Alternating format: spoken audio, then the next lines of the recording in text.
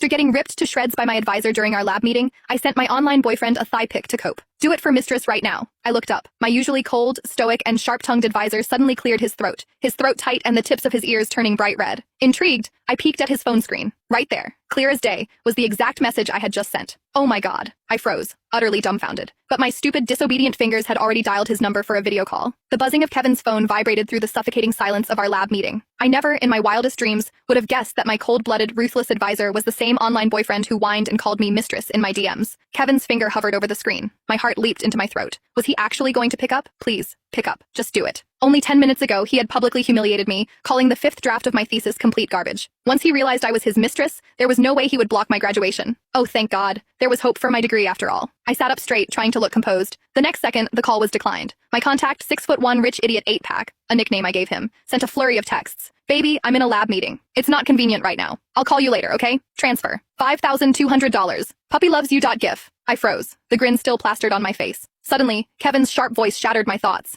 Iris, what are you smirking at? I gasped, jerking my head up. I met Kevin's cold, piercing gaze. He looked absolutely furious, staring at me with zero intention of saving my dignity. When you joined this department, you had no major research experience and barely any academic background. I didn't even want you in my lab. Your counselor practically begged me, saying you were a promising student with raw potential. And look at you now. Your experiments are a disaster. Your writing is absolute nonsense. You don't contribute a single word in meetings, and now you're playing on your phone. Do you not want to graduate? Oh no, I was in deep trouble. My chest tightened with panic. The other students held their breath, their eyes darting toward me in unison. Some looked sympathetic, others confused, and a few just seemed relieved it wasn't them. I had always been a straight A student, sailing through my undergraduate years on a sea of compliments from teachers and admiration from peers. But ever since I started my master's program, I had lost count of how many times Kevin had torn me to pieces over everything from my thesis proposal to my drafts. My face burned with shame. Tears welled in my eyes. But online, he was always so incredibly sweet to me. He would baby me, begging for kisses and telling me how much he adored his mistress. I tried to explain, my voice trembling violently from frustration and nerves. I was just texting my boyfriend.